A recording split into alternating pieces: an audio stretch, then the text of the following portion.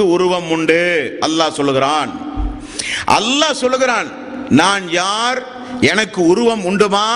கைகள், கால்கள், கண்கள், காது, அழகான முகம், மறுமையில் இறை விசுவாசிகள் என்னை பார்ப்பார்கள் என்றெல்லாம் அல்லாஹ் சொன்னால் நம்புவது நம்முடைய கடமை.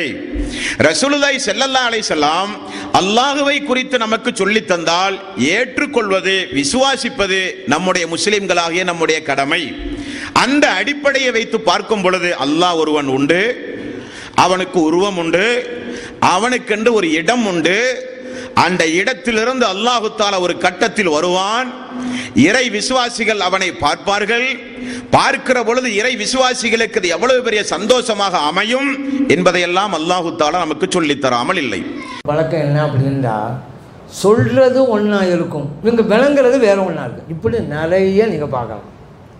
ஒரு டாக்டர்கிட்ட ஒரு ஆள் போய், டாக்டர் நீங்கள் சொன்ன மாதிரி டெய்லி அல்வா சாப்பிட்டுக்கிட்டு தான் வர்றேன், உடம்பு குறையலையே அப்படின்றாரு. டாக்டர் கேட்டார், என்ன அல்வா சாப்பிட்டீங்களா? டெய்லி அளவா சாப்பிடுங்கன்னு சொன்னேன். அளவா சாப்பிட்ற இவர் அல்வா சாப்பிடலன்னு விளக்கிட்டாரு. அதே போல் இடத்த எல்லாம் எல்லாம் அழிச்சுக்கிட்டு இருக்கிறாங்க. யாரங்க போய் எல்லாம் அழிச்சுக்கிட்டு இருக்கிறாங்க? பாம்பாட்டியை போட்டு அழிச்சுக்கிட்டு இருக்கிறாங்க. ஏன் அழிக்கிறாங்க? வீட்டுக்குள்ளே பாம்பு வந்துருச்சான் எல்லாம் அழிக்கிறாங்க.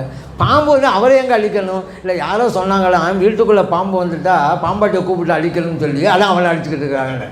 ஏங்க, பாம்பு வந்துட்டா பாம்பாட்டியை கூப்பிட்டு பாம்பு அழிக்கணுங்கிறத அவளை கூப்பிட்டு அழிக்க, இதை சொல்கிறத தப்பாக விளங்குறதா? அதனால தான் அந்த பங்க தவறாக வழங்குறதுனால தான் சொன்னோம்ல, கால் இருந்தால் கால், கை இருந்தால் கை, கண் இருந்தால் கண், இப்படி வழங்கினதுனால தான் அல்லாஹ்வுக்கு உருவத்தை கற்பிச்சுக்கிட்டு இருக்கிறாங்க. பச்சை சிறுக்கள் போய் விட்டு விட்டாங்களேங்க அந்த அப்பாவி இளைஞர்களை. தர்காவை பயங்காட்டி தர்கா சிறுக்கு சிறுக்கு அப்படி பயங்காட்டி பச்சை சிறுக்களை உருவ வழிபாடில் கொண்டு போய் விட்டு விட்டாளுங்க. பூனைக்கு பயந்து புலிவாயில் மாட்டிக்கொண்டேன்னு சொல்ல மாதிரி ஆகிப்போச்சு அவங்களுக்கு. ஏன்னா இவங்க கால் இருந்தால் கால் நினச்சிக்கிட்டாங்க. ஆளுமை எப்படி இது? நீங்கள் என்ன விளக்கம் கொடுக்குறது? நீங்கள் என்ன கேட்கலாம். நீங்கள் என்ன விளக்கம் கொடுக்குறது? கால் தான் அங்கே இருக்குது அப்படின்னு கேட்கலாம். நான் விளக்கம் கொடுங்க. ஹதீஸுடைய விளக்கம் இதுதான். ஒரு ஹதீஸை நான் சொல்லி காட்டுறேன். ஆளுமைங்கிற மீனிங்கில் தான் இருக்குங்கிறதுக்கு நபி ஸல்லல்லாஹு அலைஹி வஸல்லம் சொல்கிறாங்க, நரகவாசிகள் எல்லாம் நரகத்தில் கொண்டு போய் போட்ட பிறகு அல்லாஹ் கேட்பான், ஹலிம் தலத்தி, நான் வயிறு நிரம்பிட்டியா அப்படின்னு கேட்பானா. அது சொல்லும் நரகம், ஹல்மி மஸ்ஜித், இன்னும் இருக்கிறாங்களா, கொண்டு வந்து போடு இறைவனு. அதுக்கு பசி அடங்காது. நரகவாசம் தீவு போட்டாச்சு, இன்னும் வேணும் இன்னும் வேணும். மற்ற நரகவாசி இல்லையே, யாரை கொண்டு போய் போகிற? சொர்க்கவாசியில் கொண்டு போய் போட முடியும். இது கேட்குங்கிறதுனால இது அல்லாஹ் குர்ஆனே சொல்லி காட்டுலாம். ஹலிம் தலத்தி குர்ஆனில் வருது. அந்த நரகத்தை பார்த்து கேட்கப்படும், வயிறு நிரம்பிட்டியா? அது சொல்லுமா, ஹல்மி மஸ்ஜித், இன்னும் இருக்காங்களா? இது குர்ஆனில் இடம்பெற்றது. இந்த குர்ஆனுடைய வசனத்துக்கு தான் விளக்கம் கொடுக்குறான் நபி ஸல்லல்லாஹு அலைஹி வஸல்லம் அவர்கள். இப்படி கேட்ட உடனே இது சொல்லும். அப்போ அல்லாஹ் என்ன செய்வான்? யலஉ கதமஹு அலைஹா, அந்த நரகத்தின் மீது அல்லாஹ் தன்னுடைய கால்பாதத்தை வைப்பான். அந்த நரகம் அப்போது சொல்லும், கத் கத், போதும் போதும். புகாரிலே பதிவு செய்யப்பட்ட ஹதீஸ். இப்போ கதம்னு வந்திருக்குதுல, கால்பாதம் வந்திருக்குதுல, அல்லாஹ்வுடைய காலா? ஆனால் இந்த கூட்டம் சொன்னாலும் சொல்லும், அது அல்லாஹ் காலு தான். இப்போ தான் நான் கேட்டேன், அல்லாஹ்வுடைய காலா? அப்போ அல்லாஹ் நரகத்தில் கொண்டு போய் காலை வைக்கலாம், அல்லாஹ் நரகத்துக்கு போகிறாங்கிறீங்களா? நீங்கள் என்னப்பா கொடுமை? மார்க்கத்தை என்ன புரிஞ்சுங்க நீங்கள்? தப்பு செஞ்சவங்களாம் அல்லாஹ் நரகத்துக்கு அனுப்புவான் அப்படின்னு நாங்கள் படித்து வச்சுருக்குறோம். நீ அந்த அல்லாவே நரகத்தை அனுப்பிக்கிட்டு இருக்கிற, நரகத்துக்கு போகிறாங்கள, எவ்வளோ பெரிய கொடுமை பார்த்தீங்களா? ஏன் அல்லாஹ்வுக்கு உருவம்னு கொள்கை வகுத்துட்டாங்களாம். அதெல்லாம் அல்லாஹ் நரகத்துக்கு போனாதான் என்ன? நாங்கள் அல்லாஹ்வுக்கு உருவம் முடிவு பண்ணிட்டோம்ல. இதனால தான் அந்த இயக்கத்து பின்னால் யாரும் போகாதீங்க. அசல் ஈமானே போயிடும். இறைவனுக்கு உருவங்கிறாங்க. கால்டா கால், கையில் அல்லாஹ் குர்ஆன் சொல்லலாம், தபா கல்லதி பேதிகள் முல், அல்லாஹு தஆலாவுடைய கையில் தான் அரசாட்சி இருக்கிறது. கையில் தாண்ட அல்லாஹ், அப்போ கை இருக்குது. இன்னொரு வசனத்தில் குல்லுமன் அலைஹா ஃபான் வ யப்கா வஜ்ஹு ரப்பிக், எல்லாம் அழிந்து போய்விடும், உங்கள் ரப்புடைய முகம் மட்டும் இருக்கும். அல்லாஹ் முகம்னு சொல்லிவிட்டான்ல.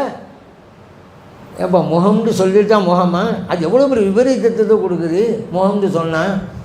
ஏன் அங்கே என்ன இருக்குது? எல்லாம் அழிந்து போய்விடும், அல்லாஹ்வுடைய முகம் மட்டும் இருக்கும். நீங்கள் வஹாபிகளே முகம் என்றால் முகம் என்கிறீர்கள்.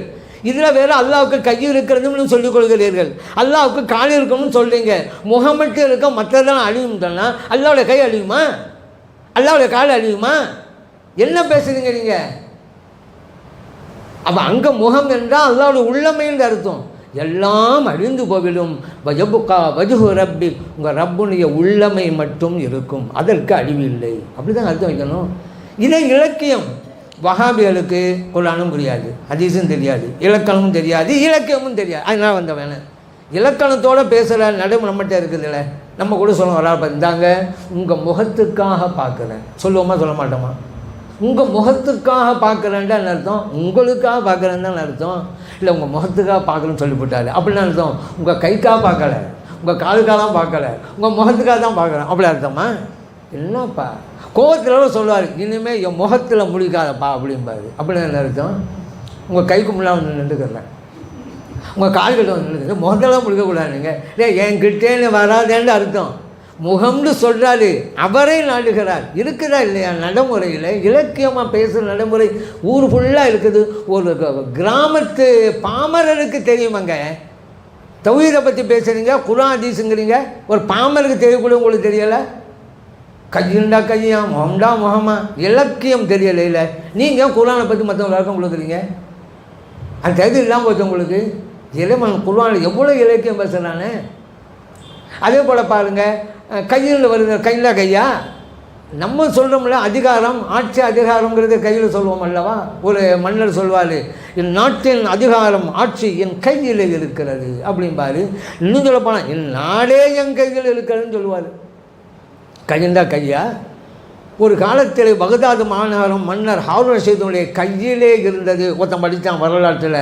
அப்போ பகதாது மாநகரத்தை கையில் வச்சு தூக்கிட்டு இருந்தார் ஹாரூன் ரஷீது. கையிலே இருந்ததுன்னா அவருடைய அதிகாரத்தில் இருந்தேன்னு அர்த்தம். இது கூட தெரியாதா? ஒரு மன்னர் சொல்கிறாரு, இந்த நாடே என் கைங்கிறாரு. உண்மையிலே அவர் 2 கையும் இல்லைன்னு வச்சுக்கிறோங்க. உனக்கு தான் கையே இல்லைப்பா, நீ என்ன கையில் இருக்குங்களா சொல்லுவோமா? ஏன் அவர் கையில்னா கையில் சொல்கிறது இல்லை. இந்த கைக்கு கையில் அர்த்தம் வைக்காமல் இலக்கியத்தால் பல அர்த்தம் இருக்குது. ஒரு நல்லா தர்மம் செய்வான்னு வச்சுக்கிறோங்க. மக்கள் சொல்லுவாங்க, அவருக்கு விசாலமான கைங்க அப்படிம்பாங்க. விசாலம் கேட்டால் நல்லா தர்மம் செய்வான்னு அர்த்தம். அவருடைய கை உண்மையிலேயே கொண்ட கையாக இருக்கும், ஆனாலும் விசாலமாக கையும்போம். அவர்கிட்ட என்னப்பா விசாலமாக கை இல்லை, கை சின்ன கை அவ்வளோப்பா அவருக்கு இருக்குன்னு சொல்ல மாட்டோம். ஏன் கையில்னா கை அல்லங்க, தர்மம் செய்கிறவர் அப்படிமா. அதே போல் சும்மா சும்மா அடுத்தவன் அடிச்சுக்கிட்டு இருப்பான் சில பேர். அவனை பார்த்து என்ன கை நீண்டுக்கிட்டே இருக்குது சும்மா சும்மா அப்படிமா. கை நீள சும்மா இன்றைக்கி ஒரு முழம், நாளைக்கு இன்னொரு முழம் கை நீளுத, எல்லாம் அடுத்தவன் சும்மா சும்மா அடிச்சுக்கிட்டே இருக்கிற, அதுக்கு கை நீளுதுங்கம்மா. இப்படி எவ்வளவோ விஷயங்கள் இருக்குதுங்க. இலக்கியமாக பார்க்கணும். குர்ஆனில் இப்படி தான் முகமும் சரி காலும் சரி. அதை புரியாதவர்கள் தான் இன்றைக்கி கையண்டா கை, காலுண்டா காலு, முகம்டா முகம், அல்லாஹ்வுக்கு உருவம் இருக்குது. அதுதான் நான் சொல்கிற வஹாபிகளில் தலுகாவை எதிர்க்கிறோம் அப்படின்னு சொன்னீங்க, ஷிருக்கு கூடாதுன்னு சொன்னீங்க. அப்படி சொல்லி சொல்லி அஜ்ஜாமுல் ஜாஹிலியா காலத்து மக்களுடைய கொள்கைக்கல்லவா அப்பாவி இளைஞர்களை கொண்டு போகிறீங்க. அபூ ஜஹல் கொள்கையிலே நீங்கள் போதிக்கிறீங்க. அபூ ஜஹல் உருவ வழிபாடு, நீங்களாம் உருவ வழிபாடு தானே. அல்லாஹ் கையில் கால் இருக்குன்னு சொன்னால் அல்லாஹ் உருவம் இருக்குன்னு தானே அர்த்தம். என்ன வித்தியாசம்? அவர்கள் அந்த அபூ ஜஹல் மக்கத்து காபிர்கள் கற்சிலைகளை வணங்கினார்கள். வஹாபிகளே நீங்களோ கற்பனை சிலைகளை வணங்குகிறீர்கள். அல்லாஹ்வுக்கு உருவத்தை கொடுத்துட்டீங்களே, கற்பனையில் உருவத்தை கொடுத்துட்டீங்களே, கற்பனை சிலையை வணங்குறீங்க. ஈமானுக்கு ஆபத்தா இல்லையா? இது இன்னும் சொல்ல போனால் இறைவனுக்கு உருவம் உண்டு கொள்கை உள்ளவர்களுக்கு முஜஸ்ஸிமான்னு பேருங்க. அந்த காலத்தில் இருந்தாங்கங்க, அவருடைய பிள்ளைகள்ங்க இந்த வஹாபிகள்லாம். முஜஸ்ஸிமா, இறைவனுக்கு உருவம் கற்பிப்பவர்கள் ஒரு கூட்டமே இருந்துச்சு. ஆனால் அந்த பேரில் இப்போ யாரும் கிடையாது. வஹாபிகள் தான் நாங்கள் அவங்களுடைய வாரிசுகள்னு சொல்லிட்டு இருக்கிறாங்க. இந்த இறைவனுக்கு உருவம் உண்டு என்று சொல்கிறது அசலில் யார் கொள்கை தெரியுமா? இமாம் நவவி ரஹ்மத்துல்லாஹி அலைஹி போன்ற மாமேதைகள் சொல்கிறாங்க, அத்தஜ்ஸீம் மதுஹபுல் யஹூத். இறைவனுக்கு உருவம் கற்பிப்பது யஹூதிகளுடைய மதுஹபுங்கிறார். தூய வடிவில் இஸ்லாத்தை கொண்டு வருகிறோம் என்று அப்பாவி இளைஞர்களை, குர்ஆனும் ஹதீஸும் தெரியாத அப்பாவி இளைஞர்களை அய்யாமுல் ஜாஹிலியா காலத்து மக்களுடைய கொள்கையின் பக்கம் கொண்டு போகிறீங்களங்க. அபூ ஜஹல் கொள்கையின் பக்கம் கொண்டு போகிறீங்களங்க. இது தகுமா? நான் ஏன் படம் சொன்னேன், இந்த கதம்ங்கிறதுக்கு காடுன்னு அர்த்தம் வச்சதுனால வந்த வேணா இது அப்படிங்கிறதா சொல்ல வர்றேன். இறைவனுக்கு உருவம் இருக்குது, எங்கே அல்லாஹ் இருக்கலாம் அப்படின்னு வஹாபில் கேளுங்க. அர்ஷுக்கு மேலே உட்காந்துட்டு இருக்கலாம். ஏன்னா அல்லாஹ் குர்ஆன் சொல்லிவிட்டாங்க, அர் ரஹ்மான் அல்லல் அர்ஷிஸ்தவா, அல்லாஹு தாலா அரிசின் மீது அமைந்தான்னு தான் அர்த்தம் வைக்கணும். இவங்கெல்லாம் அமர்ந்தான் உட்கார்ந்தான்னு அர்த்தம் வச்சு விட்டாங்க. அல்லாஹ் குர்ஆன் சொல்கிறாங்கல்ல அரிசில் உட்கார்ந்துட்டு இருக்கிறான்னு, அதான். அப்போ இறைவனுக்கு உருவம் அரிசில் உட்கார்ந்துட்டு இருக்கான்.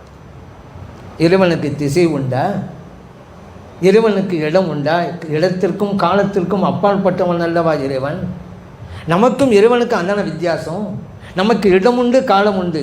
இறைவனுக்கு அந்த இரண்டும் இல்லை. காரணம், இறைவன் தன்னை பற்றி சொன்னான் குர்ஆன்ல, லைஸ கமிஸ்லிஹி ஷை, இறைவனை போல வேறு எதுவும் இல்லை என்றான். வலம் யகுல்லஹு குஃபுவன் அஹத், இறைவனுக்கு நிகராக எதுவும் இல்லை என்றான். அப்போ அல்லாஹ் அரிசில் உட்கார்ந்தான்னு சொன்னால் இடம் உண்டு ஆகிப்போச்சு, நம்மள மாதிரி ஆகிப்போச்சு. அப்போ அல்லாஹ் குர்ஆன் சொன்னான் என்னை போல எதுவும் இல்லைன்னு, அது என்ன ஆகுறது? இதை இப்படி தான் இங்கே குர்ஆன் புரியுதுங்களா?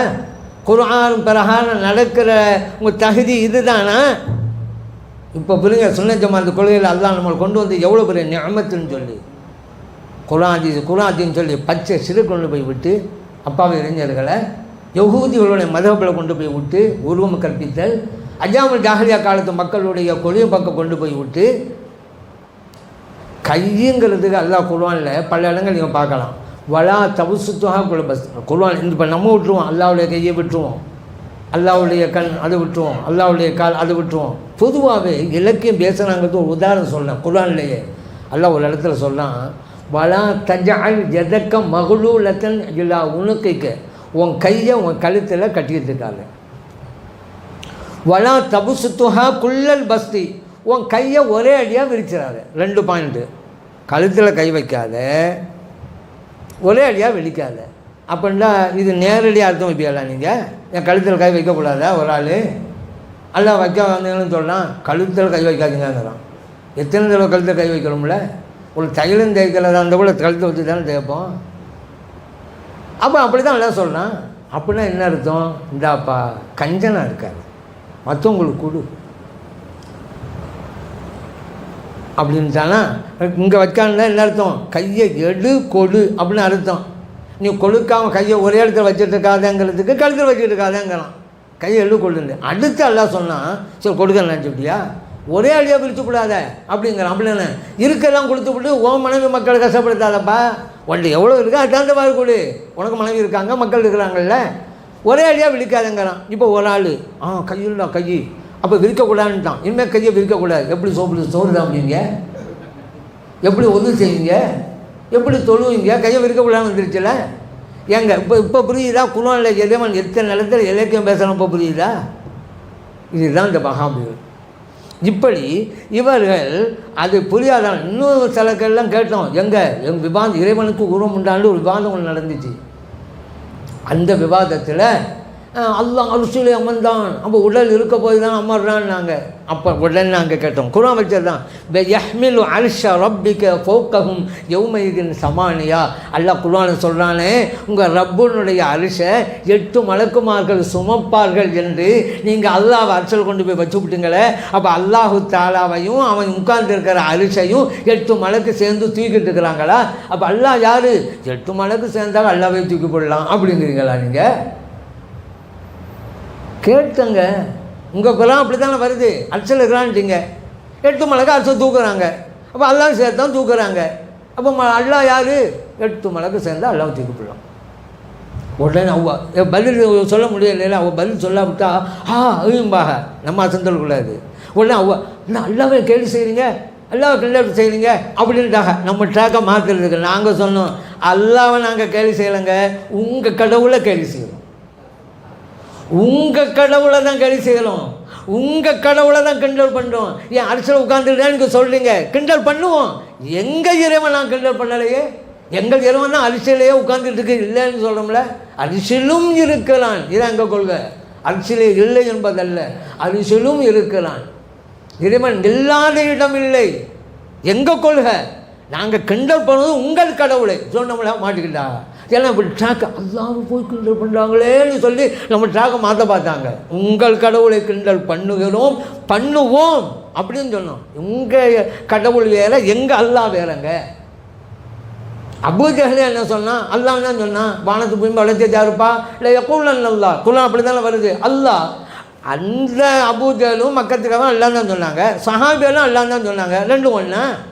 மக்கத்து காபிர்கள் அல்லாஹ் சொன்னாங்கல்ல, அந்த அல்லாஹ் வேறு, சஹாபா பெருமக்கள் அல்லான்னு சொன்னாங்க, அந்த அல்லாஹ் வேறு. சுன்ன ஜமாத்துக்கான நாங்கள் சொல்கின்ற அல்லாஹ் வேறு, நீங்கள் வஹாபிகளே நீங்கள் சொல்கிற கடவுள் வேறு. அதனால் இலக்கியம் தெரியாதவர்கள் எல்லாம் குர்ஆனுக்கு விளக்கம் தருகிறேன் என்கின்ற நிலைக்கு வந்துவிடக்கூடாது என்பது தான். அப்படி வந்ததால் தான் இவ்வளவு பெரிய விளைவும் வந்தது.